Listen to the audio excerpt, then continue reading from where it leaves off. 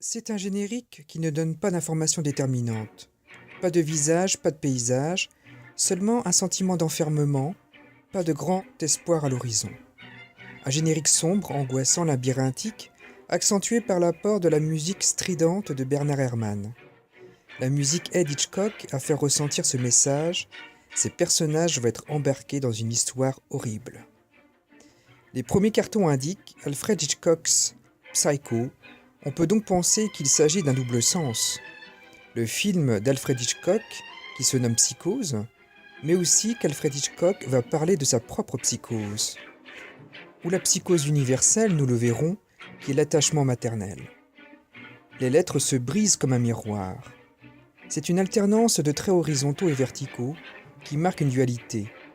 Le fond est noir et les traits sont gris. Le déplacement des traits forme un jeu de miroirs.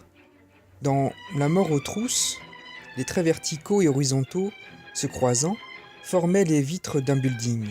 Ici, les traits surgissent un peu partout, comme s'ils fuyaient quelque chose ou seraient en train de se poursuivre. La fausse piste est sous-entendue. Le générique se termine avec des traits verticaux qui nous renvoient bien sûr à des barreaux d'une prison, symbolisent aussi un emprisonnement intérieur.